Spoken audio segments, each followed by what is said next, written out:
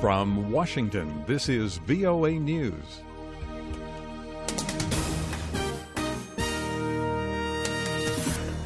I'm David Forrest reporting the TSA under fire. A recent audit of the U.S. Transportation Security Administration shows the agency has failed to identify 73 workers with links to terrorism. A recently released report from the Inspector General's office says that while the TSA screening of its workers was generally effective, the agency does not have access to a terrorist watch list information needed for more thorough evaluation. John Roth is the Homeland Security Department Inspector General. The 73 individuals we believe is the sort of sum entirety of what was missed. We gave those names to TSA as soon as we discovered them, and I think they're following up on each of those. A report recommends that TSA request and review additional watch list data. A series of terrorist bombings killed at least 20 people Tuesday in and around Iraq's capital, Baghdad. The most serious blast came when a car bomb blew up along the city's busy Palestine street. Police in New York State searched Tuesday for 2 escaped killers. Dozens of police armed with rifles walked through farms and fields near the town of Willsboro looking for David Sweet and Richard Matt. Authorities said they believe the 2 men are on foot after an escape last week from a maximum security prison near the Canadian border. An Egyptian court sentenced 11 people to death Tuesday in connection with a 2012 riot at a soccer stadium in Port Said. The riot left 74 people dead and hundreds injured.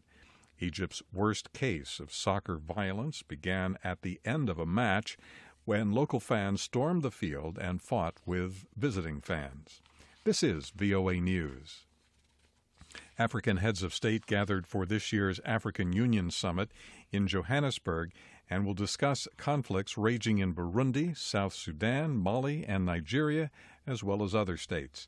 VOA's Anita Powell looks. Conflict, both political and civil, is likely to dominate discussion as African heads of state meet for the twice-yearly summit.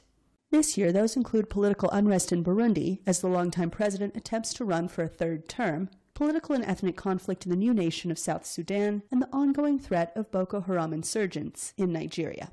Add to that the older conflicts in Somalia, which hasn't had a stable government for more than 2 decades, Eastern Congo, which has been mired in miserable conflict since the 1990s, and the continuing fallout from the 2011 downfall of Libya's longtime leader. Anita Powell, VOA News, Johannesburg. Eritrea is dismissing a United Nations report that accused the country of systematic, widespread, and gross human rights violations.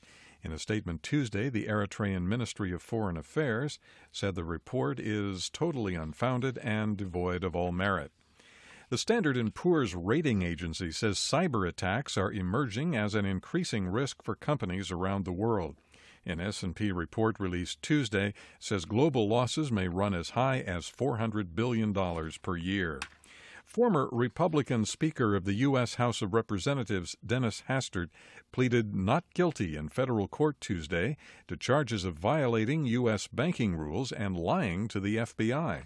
Hastert, who once was second in line for the presidency, was ordered to surrender his passport.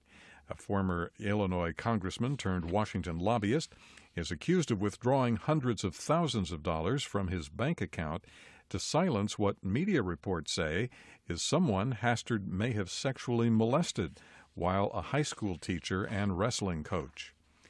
A moderate Syrian rebel coalition seized a major southern military base from government forces Tuesday.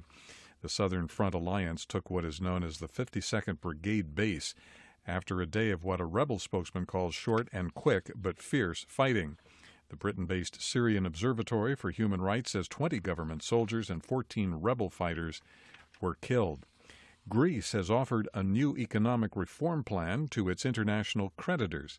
The debt-ridden nation hopes to avoid a possible default at the end of June.